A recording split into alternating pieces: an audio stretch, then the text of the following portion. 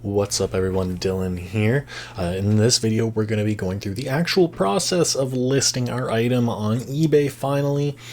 Just a quick recap of what we've done so far. We've went ahead and we've taken our quality pictures, we've measured and weighed our items so we can get an accurate shipping estimate, and then we've taken those measurements and actually have retrieved the best estimate possible so we know what we're going to be charging on this item.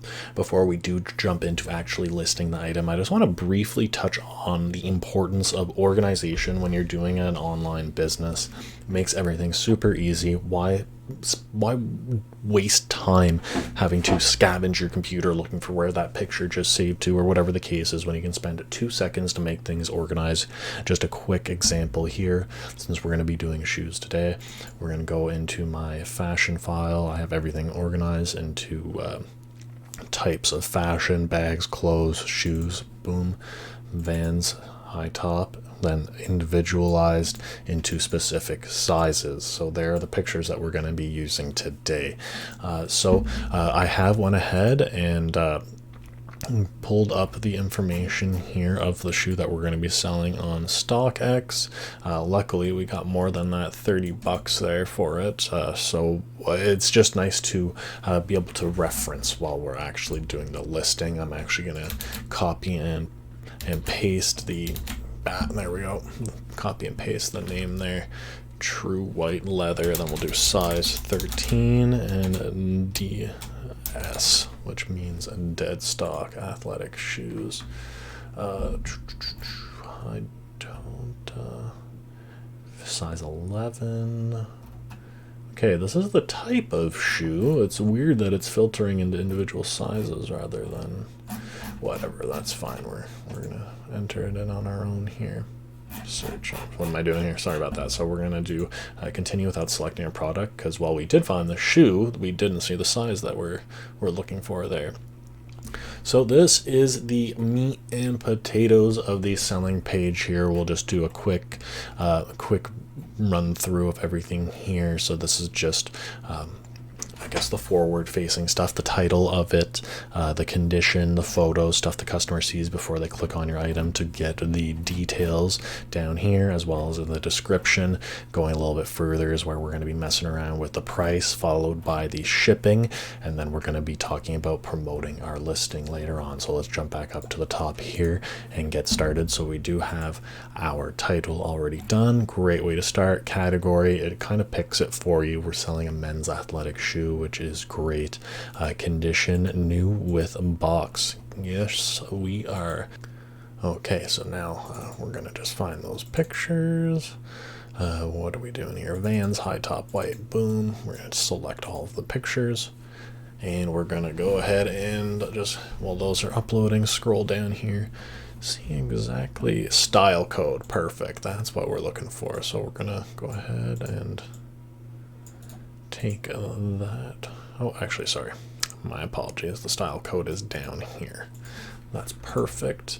And that's why I always like to have StockX open and when I'm listing a shoe, because it makes it easy just to add in those details. Okay, so now our pictures are there. We're gonna just make sure that they're in the right order that we're looking for. That's perfect. The quality is always a little bit better once you bring the picture up large, just because it condenses it really small there, but don't worry about that. So now that we're done all the end details up here, we're gonna jump into making a description. Before we even get started, we're gonna go back, open up our script for a disclaimer. It's basically opens up over here. This is something that I put on every single auction that I do list.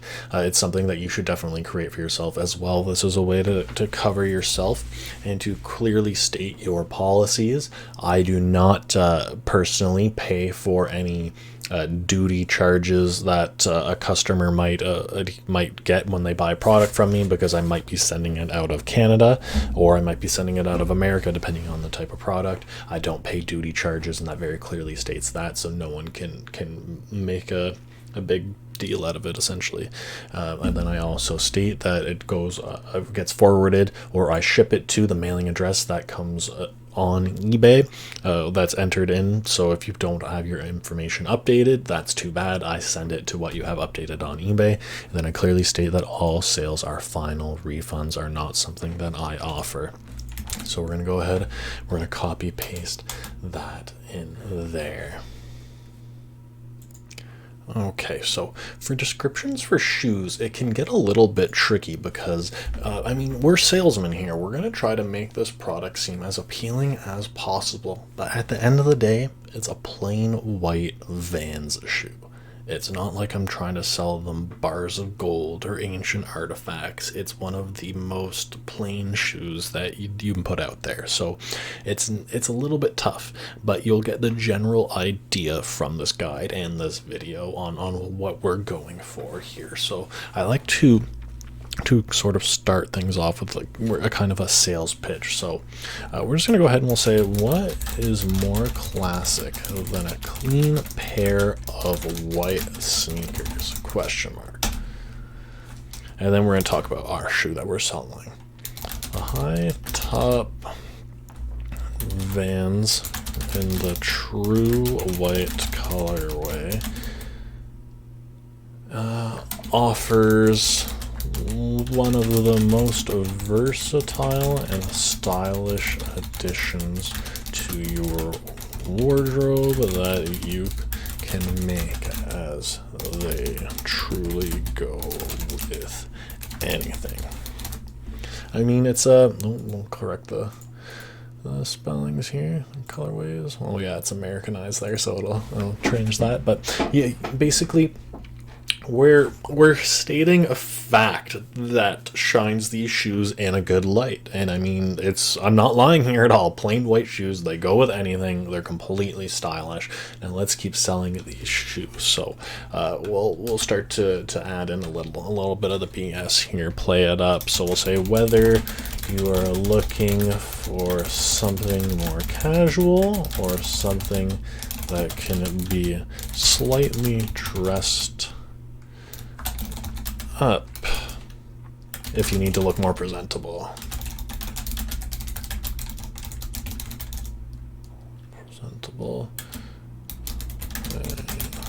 Found your sneaker.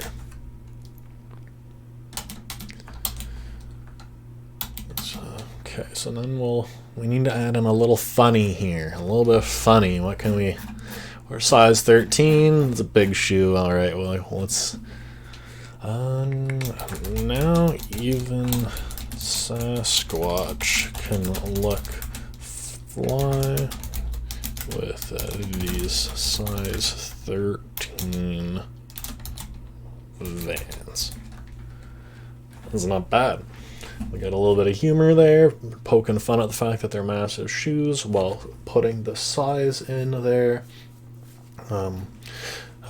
Okay, then what are we going to say? We'll just say below. These shoes are brand new with tags and completely dead stock. Put that in caps just so they see dead stock when they look to it. And then below we have our disclaimer here: the buyer will pay all tariffs, sales tax, or duty. Item is going to be forward. We already went over that. That's it. That is it.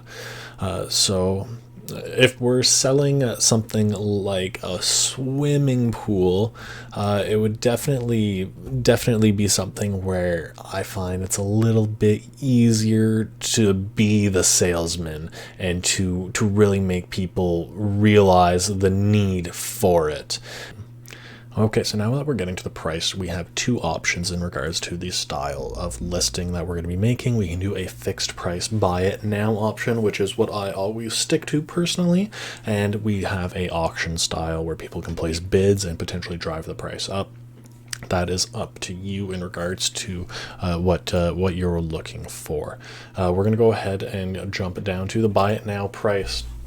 Obviously, I'm assuming that at this point we've done research in regards to how much we're looking to get for the item that we're selling. Since I've already sold this, I'm just going to go ahead and we're going to put the amount that I already sold it for. I sold it for $75, but we always make the listing at $74.99. Just looks a little bit lower. You do have the option to accept offers. So let's just say I'm going to go ahead and put the auction for this buy it now price of $74.99, but really I'm okay with taking anything over $50 I'd be happy with. I can set it to automatically accept offers of at least $50. Someone offers me $65, boom, automatically closes out the auction, and then I can automatically decline lowball offers. So I generally don't take offers. I know exactly what I want, and I'm not really willing to budge unless the circumstances really warrant it. But if I had more than one pair, we'd go ahead and we'd select like whatever quantity we have. For PayPal, for this payment options, I always select PayPal. Then you put your email address there. I just take this add this out for the video's sake, but always click require immediate buy it now payment, because there is absolutely nothing more frustrating than someone who buys your item and then you find yourself waiting 2, 3, 4 days and they still haven't made the payment. Then you have to cancel the auction, and it's just a big hassle. Just automatically require. It makes things super easy. You can also select your state tax as well here. If you're international, you're not going to be on ebay.com. You're going to be on ebay.ca, .uk. I don't know if that's a thing, but wherever you're located, you can enter in the sales tax and charge that directly to the customer as well. Return options, I always keep a blank because I do not do returns. Going down here, we're going to get into the shipping details. So there are some easy ways to do this, but there are also a little bit trickier ways too, and we'll start with the trickier ways. So the trickier way is because the product is located in Canada, but we're listing it on ebay.com, which is America. It won't actually allow us to select this pre-calculated option, which takes in your location, the buyer's location, and then finds that price point for you for shipping. You can't do that unless it's within the same country. So if I was shipping these pairs of shoes from my warehouse out in Oregon, then it would be fine because it would be calculating the location in Oregon versus the buyer's location, and it just gels that way. If it would work if I was on ebay.ca listing this item, but I prefer listing on ebay.com because I always like listing it in US dollars. It's just easier for my brain to process.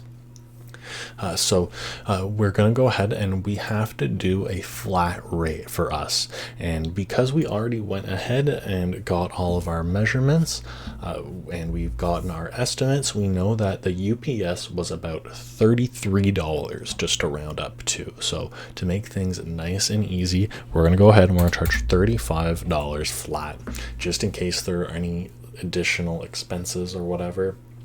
Doesn't matter because we're just pricing it at the best point here.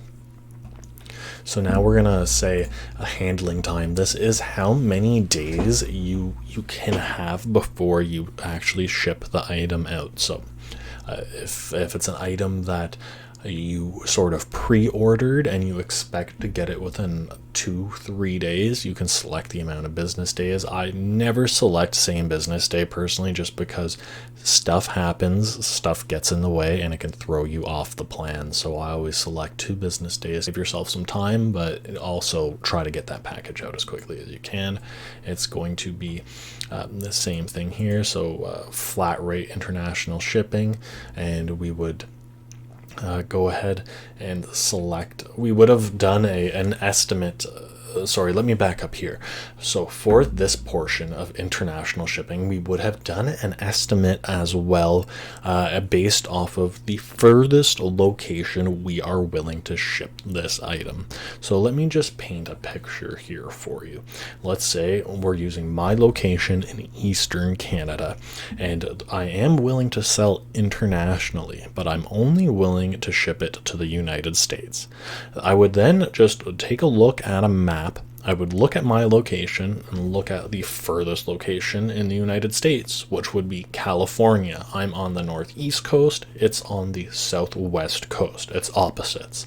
So I know if that's my furthest location that I plan on shipping the item to, then there will never be a higher shipping rate within the United States than to that location because it's the furthest away.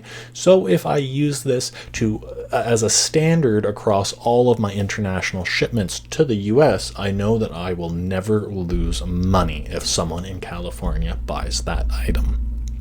So basically, you always want to charge on the high end of your shipping estimates. Obviously, you're not going to want to charge at a point where you're making significant money off shipping. This isn't where you're going to be making your money. You make your money on the item, not the shipping, but never put yourself in a position where you can actually lose money from shipping the item, because there's nothing more devastating than going through the effort of listing the item, finally selling it, and then having to pay out of pocket. That's just nonsense. And then down here, we would again put in so what was it? It was 16 length, 6 wide, and we went with 11 high. So, and then it was 3.3 pounds, and these are the dimensions that this will be taking into account when it automatically comes up with a shipping rate for you. And again, this is just the Oregon address. This isn't actually my location. And this is just the warehouse that I have there, but then you would change it to your location. It's always something that's important to check, because let's just say I was actually going to list this auction. If I didn't check that and I listed it from Portland, and a customer could potentially be upset because they checked the item, they saw that it was located in Portland, but then I ship it from Canada, and if I ship it from Canada, there's a chance that duties can be charged to it. And while I do say explicitly in the description that I'm not responsible for duties, if I listed the location incorrectly, then I am absolutely responsible. As a business person, it's up to you to step up to the plate and admit at that point you made the mistake. It's not something that's happened to me, but just a quick example of why it's always important to check your item location if you are shipping out of locations other than your home base that you have there. Finally, we're going to get into talking about promoting your listing. It is something that I always do pretty much every single item that I list, and we're not even going to get into unlesses. It's just something that I do on every item. It makes it more visible to people who are browsing on eBay, which increases your chance of selling the item, and I would rather lose out on a small percentage to be able to quickly turn out my inventory, to be able to acquire new stuff. It just keeps the wheels moving quicker because you're getting more visibility. Sometimes the suggested ad rate isn't realistic, though. I've had some times where the suggested ad rate is over 10%, and I am not willing to pay 10% just to advertise it unless my profit margins are absolutely ridiculous. Again, if it's a super hot market, like during pool season, I didn't actually use this until things started slowing down, because the market was so busy. So many people were looking for the items that I was selling. It just was an additional expense I didn't have to take because items were moving so quickly anyways. But when things did start slowing down, I threw on the promotion, and I was able to get through that inventory, and I was able to make sure I have nothing left over and nothing on hand to go in through the winter, which worked out perfectly. So now I'll go ahead and just take this down afterwards. So then we would just go ahead and we'd list the item. We have an error. Oh yes, it won't go. I didn't put in my email address just for the sake of it not being visible in the video, but then we would just click list, and then our item is live. And that's all it takes. That's all the process is. I do see a lot of questions on this process, but it's very straightforward. If you just take your time, walk slowly through your first one, it becomes second nature. And again, if you do save your little scripts, just to call them, it just makes the process that much easier rather than having to type everything up every time. And that is it. You just have to wait for your item to sell. And that has been the conclusion of the listing on eBay portion of this guide. We started from the beginning. We've taken our pictures, we've gotten our shipping weight and dimensions, and then we've used those dimensions to get a shipping estimate, and we've listed our item. And that is the process. I hope that it's been helpful. I hope things are a little bit clearer for you, and I'll see you in the next one.